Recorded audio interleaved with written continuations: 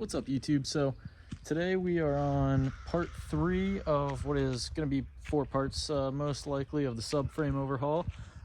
So I have the subframe fully stripped down. I have the control arms off of it, and I'm going to hit it with one more probably wire brushing and sanding to get in the crevices now that I have everything removed. And then going to hit it with some paint. I actually ended up buying like a gold flake paint, so we'll see how it looks. It's going onto the car, so it really doesn't matter, but I figured it would be funny. So we're gonna do that. I'm gonna definitely lay the primer coat probably within the next like half hour or so, and then hopefully we get some color on it today. I was debating on throwing VHT makes like a clear coat that you can put over like anything that's in areas that is susceptible to like chips and scratches and all that. So subframe, it's going to be under the car, obviously it's going to get chipped and scratched, so might hit it with some clear. We'll see how the color comes out and if I really care about it that much, but probably going to do that anyway just to, you know, keep the rust off. And next is putting in the reinforcements and getting that nut welded onto the reinforcement plate. And then we can undercoat the whole bottom, and then once all like everything's painted, all that, then we're going to be ready to start reassembling everything. So that's going to be the part 4 video. Part 3 is going to be painting and the bushing. The last bushing should be here tomorrow, so going to be able to put all the new bushings on, get the new you know, trailing arms, brakes, all that all mounted up, ready to go. All I have to do is get a 391 diff and get rid of my last 2 small case diffs to offset the price of the 391 because they're ridiculously expensive. And we're gonna have a medium case rear end 318. Luckily I have a drive shaft in the garage, so I don't have to worry about the drive shaft because those are also going up in price, which is wild because it's a 25-year-old drive shaft, but whatever. Next video or next clip, I'm gonna have this the rest of the way stripped down and ready for paint. Alrighty, so I used Krylon Rust Tough. It's a base coat that's supposed to prevent rust. Just sprayed the whole subframe down with it, and now we're gonna go with the VHT. I'm using engine paint because it's chemical and all that resistant, so if I blow any axles and get grease on it, it shouldn't tear the paint apart. So the white looks pretty cool, but it's gonna be gold in a sec. Alright, so the subframe is fully painted gold. Came out pretty alright. There's definitely some paint dribbles and some uneven spots, but it's a subframe, so it's going in the car, so, you know, don't really care that much. Control arms, still got to sand down. I'm debating whether to do black or gold. The gold I ran out of, so I would have to get another can, but we'll make that decision tomorrow. So, all I have left to do on this is put the new bushings in. Like I said, try to avoid cutting slots in the sleeves like I did. And this will be ready for installation. All right, what up, YouTube? So today it's another day. Yesterday I got the subframe all painted. That's the main core. So that's gonna be gold. Right next to it, I actually have the new control arm bushings. So today, what I plan on doing is, once the weather clears up a little bit, since it's this drizzly mist nastiness, you can kind of see it this way, I'm going to keep sanding down these control arms and get them nice and ready to paint. I'm not sure if I'll have the chance to paint today. Hopefully I do. And if that gets done, then I'll put the new control arm bushings in, put those back on the subframe. And then, actually, let me see. I think they're still in the back of this car. Yep. So once we do that, then got to paint the control arms quick. I'm just going to hit those with a fresh coat of black, keep them nice and fresh. And then once that's all together, the subframe is pretty much going to be ready to put in the car. I have to get a diff still, but I do have the axles for that. So pretty much assemble everything, put it in the car, make it a roller so that I can push it around because my dad wants to get his 442 out. So this will be a full roller, hopefully by midweek. I got to go double check with my neighbor, see if he can weld up the nut to the reinforcement plate, and we should be ready to go.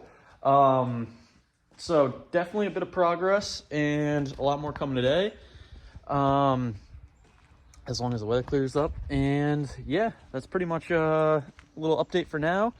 I'm gonna run to the hardware store, grab some paint, grab some more sandpaper, and yeah, I'll give you an update in a minute.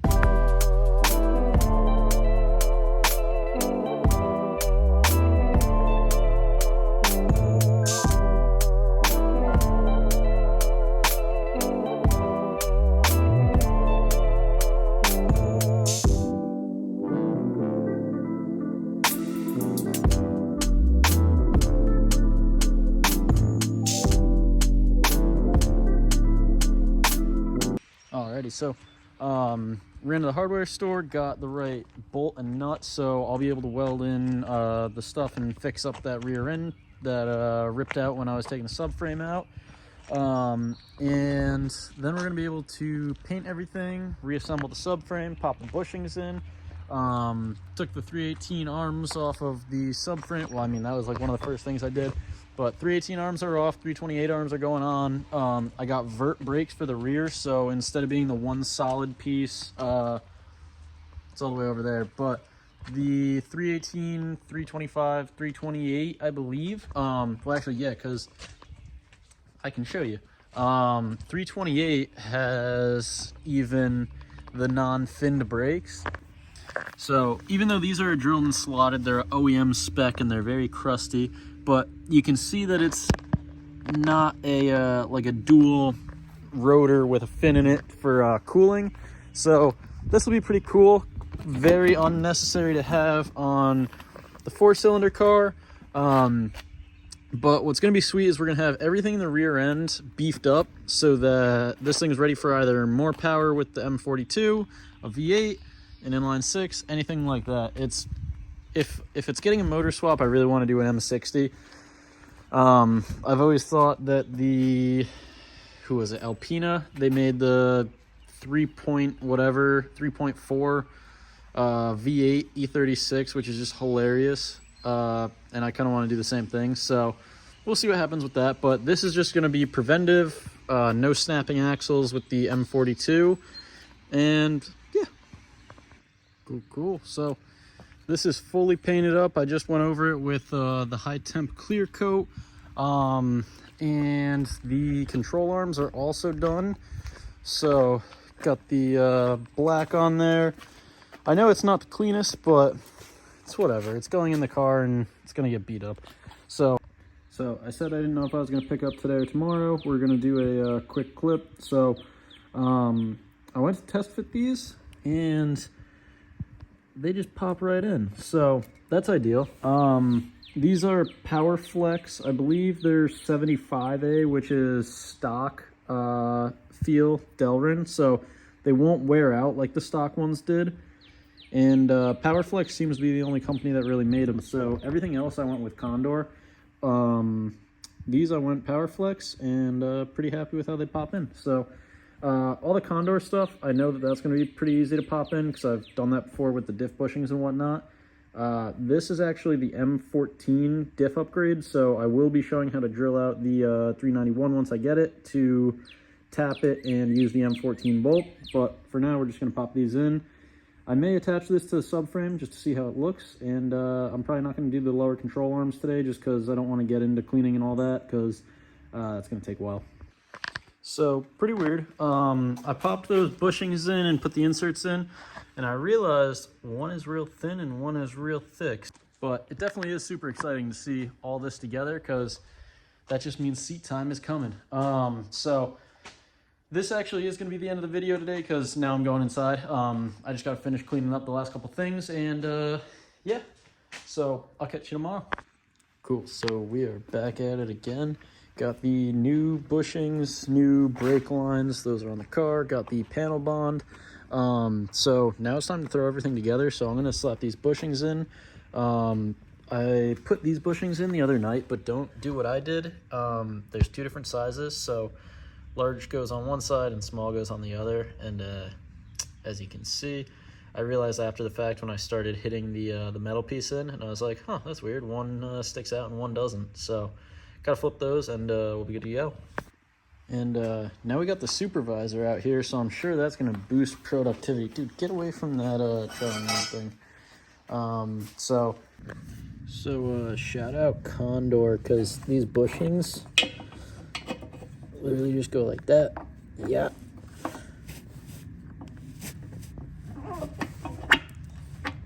Press it together and you're good to go.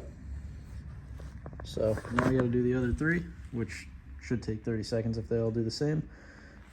Swap those, start putting everything back together, and yeah, this thing's gonna get rowdy pretty soon. What up, YouTube? So today we are on day 3 of part 3. So as you just saw behind me, I have a 391 medium case diff now.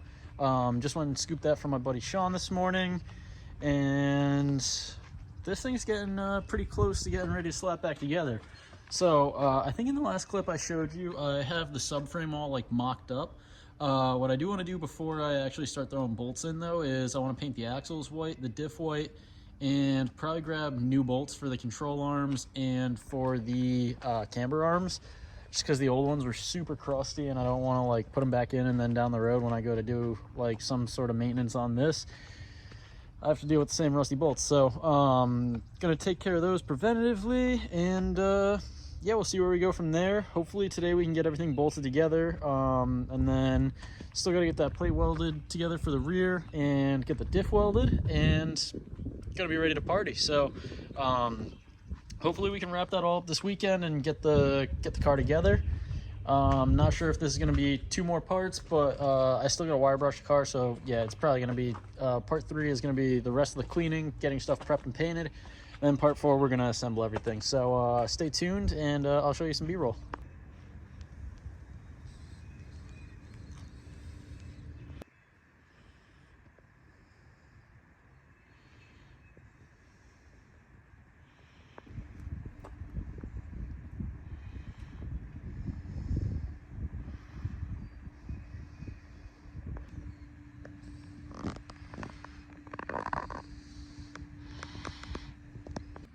So making good progress. Got all the diff bushings in. What I realized my issue was well, I didn't read the directions wherever I put them, but the larger bolt holes go in the back and the smaller ones go in the front. So that's what my issue was. I flip-flopped them. So the smaller bushing obviously fit in the bigger hole in the back, but the bigger bushing didn't fit in the smaller hole in the front. So got that taken care of.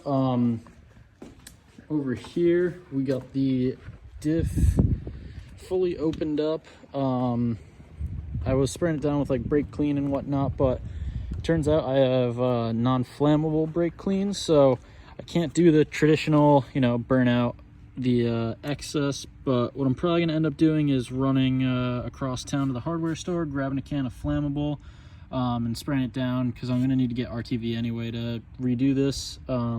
We're gonna slap some RTV on it once we get it welded up and put it back together. Probably spray it white, put the new Condor mounts in, and then we're gonna be able to, you know, button up the rest of the subframe and get it bolted in. So definitely making progress. I still have to wire brush this down and clean it up, so that's gonna be next. And then we're gonna undercoat the whole underside with the Rust-Oleum, whatever. It's got some like rubberized stuff in there, so it's not going to rust anymore.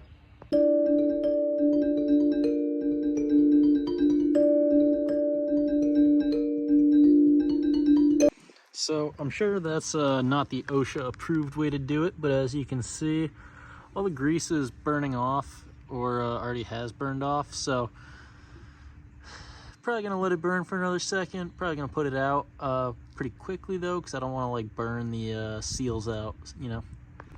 So I didn't even have to put it out. It ended up just kind of burning out.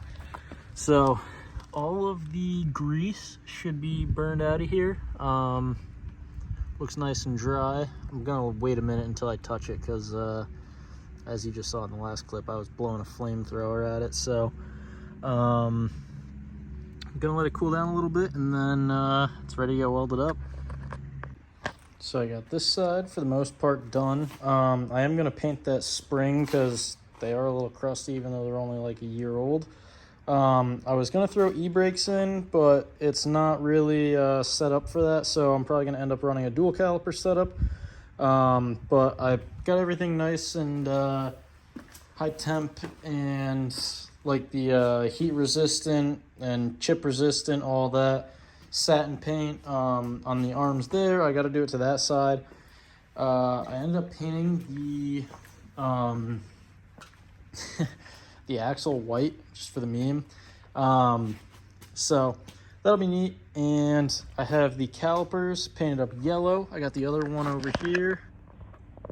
That's the furthest it's going to zoom in, but just waiting for that to dry.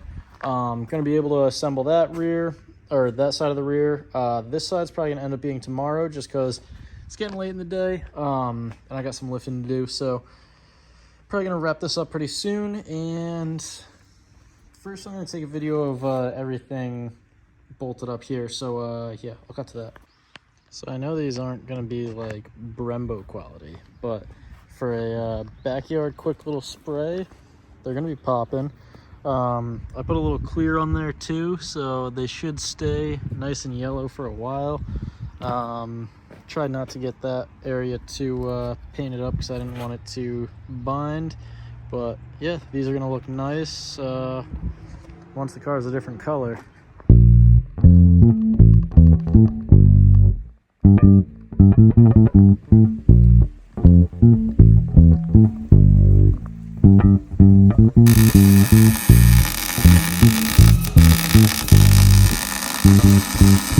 Alright, so this is going to be the last part of part 3, just because I want to keep part 4 nice and simple. But we're just going to be finishing up the subframe, putting the camber arms on. These are just some eBay junk. I think they're max speeding rods, but yeah, we're going to throw those on. Everyone says just run the cheap ones because then it'll be the weak point, so I'm going to listen. And then pretty much all that's left is panel bond everything up to the car, and the diff isn't going in this video because I got the Condor M14 diff bolt upgrade, but I didn't get the tap and drill bit because I'm a knucklehead. I thought that was part of the kit. So gonna grab that tomorrow at the hardware store, and then the car will be driving, hopefully. All right, so that kind of took way longer than anticipated, but I got everything together. They fit pretty well.